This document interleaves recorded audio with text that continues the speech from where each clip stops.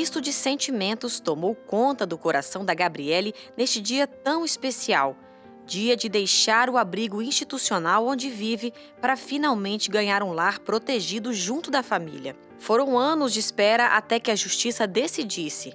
Gabriele vai para casa, mas antes uma despedida especial.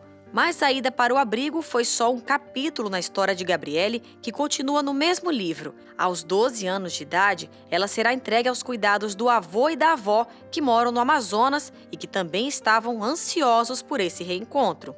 Para mim foi uma alegria, né, que faz tempo, né, que eu não via ela, né, aí eu não sabia a notícia dela, não sabia nem por onde ela estava, né.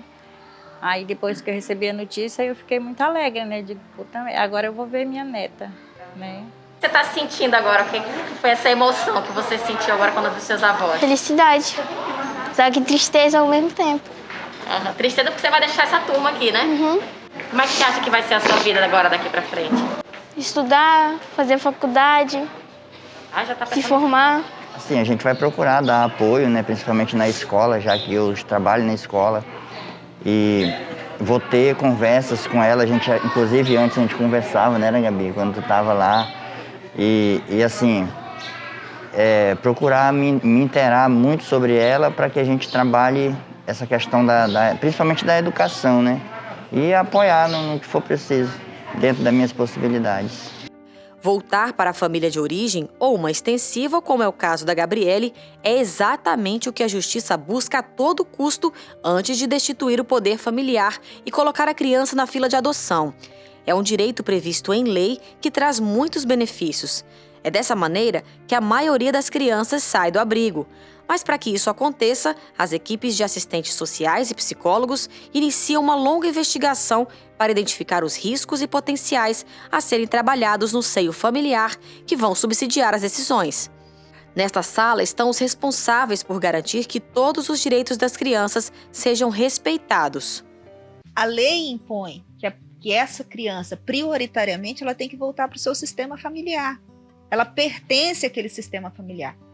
É importante a gente assinalar que aquela criança e aquele adolescente que são acolhidos em outra família, que são adotados em outra família, eles podem até ter um benefício social, um benefício material. Mas há o quê? Há um prejuízo humanizador, porque ele pertence a um sistema familiar, ele pertence. E aquela ruptura do sistema, ela vai influenciar na ideia, na concepção, na autoestima daquela criança, não só quando ela é criança, quando ela é adolescente, mas isso vai o quê? Trazer expectativa, trazer fragilidades emocionais que pode percorrer toda a vida adulta, até mesmo a relação que ela pode ter com a própria família que ela vai constituir.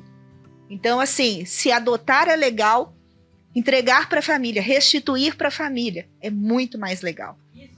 É cumprir a nossa missão, cumprir aquilo que nós fomos designados para fazer, pela lei.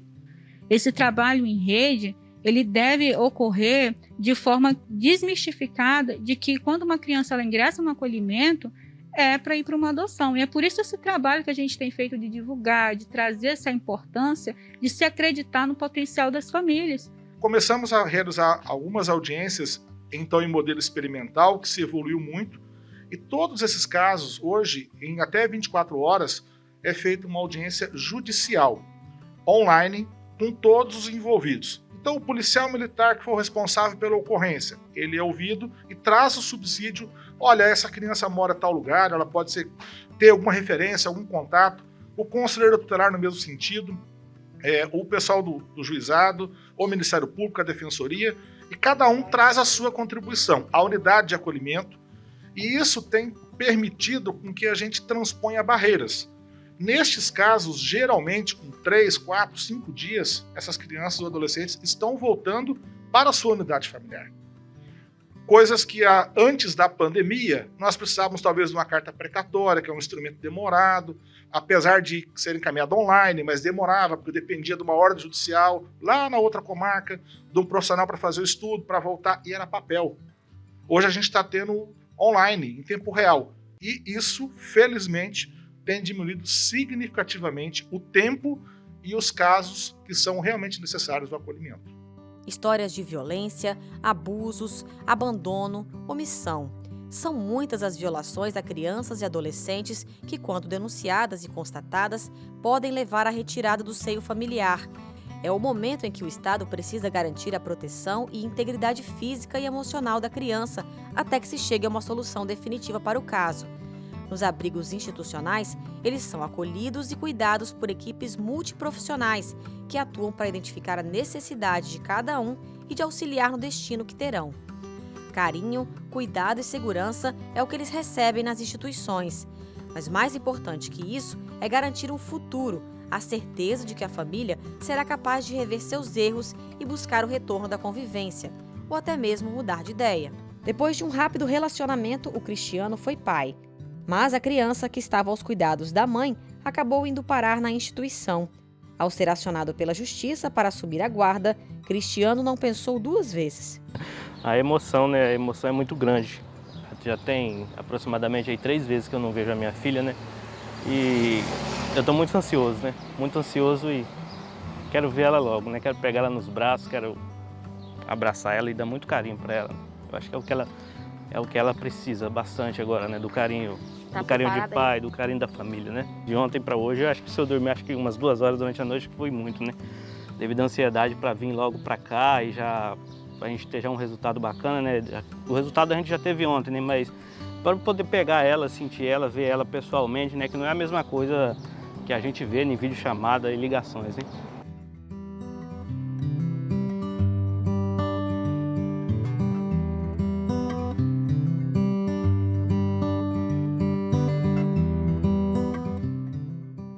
Sim, é uma emoção muito forte, entendeu? Porque desde quando o meu irmão ficou sabendo que ele seria pai, que essa criança já estava sendo amada desde muito tempo, entendeu? E vai continuar sendo amada com todas as forças. Da nossa família, graças a Deus, somos uma família bastante unida e independente do que aconteceu, né? Mas agora, graças a Deus, ela está bem. Não que não estava aqui, né? Mas vai continuar sendo muito bem cuidada por mim, pela minha esposa, né? Que somos os tios, pelo Cristiano, que é o pai. Tem todo o restante da minha família também. E a gente só tem assim que enaltecer o trabalho dos órgãos competentes, tanto o pessoal lá de Presidente Médici, que nos deu total apoio, quanto o pessoal daqui de Porto Velho também, né, do abrigo, também os outros órgãos também competentes. Sempre com muita atenção e com muita educação, tratou meu irmão muito bem, deu total apoio para nós nessa batalha aí. Pensávamos que ia delongar muito mais tempo, mas graças a Deus foi resolvido assim em pouco tempo devido à competência dos órgãos aqui, tanto de Presidente Médici quanto aqui de Porto Velho. Então temos a agradecer mesmo. Sim, essa é a nossa expectativa de trabalho, está sempre voltada nesse sentido de trabalhar para a reintegração das crianças no menor tempo possível. Ela está com 10 meses de nascida e o processo durou em torno de 15 dias. Uma vez que a criança ou adolescente ingressa na unidade de acolhimento, todos os nossos investimentos iniciais já buscando conhecer a situação que envolveu o acolhimento institucional, buscar a família, seja biológica, seja extensiva, para que a gente possa estar buscando a possibilidade de reintegrar essas crianças para a família. E nesse caso, graças a Deus, teve um desfecho maravilhoso, né, o desfecho que a gente busca, mesmo que a reintegração das crianças, e a Esté está voltando hoje para os cuidados do pai.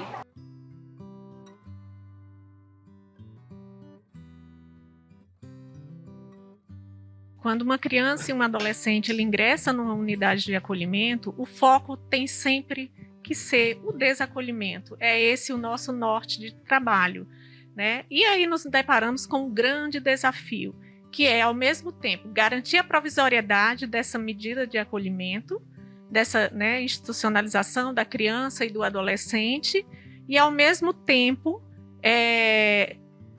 o tempo que a família precisa para estar se reestruturando, se organizando e superando aí os motivos que levaram ao acolhimento dos seus filhos. Quando a gente olha para uma criança e para um adolescente que está nesse contexto de institucionalização, a gente sabe que ele foi vítima das mais variadas formas de violência, talvez as formas mais cruéis de violência.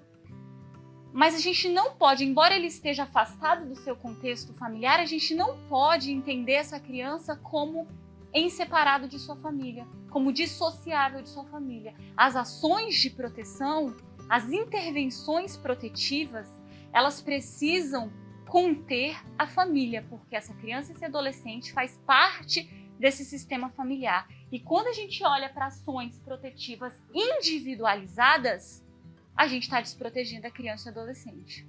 Tanto a sociedade quanto o governo, os estados, municípios, de modo geral, eles não dão a contribuição necessária para poder modificar aquela situação que gerou o acolhimento daquela criança e do adolescente.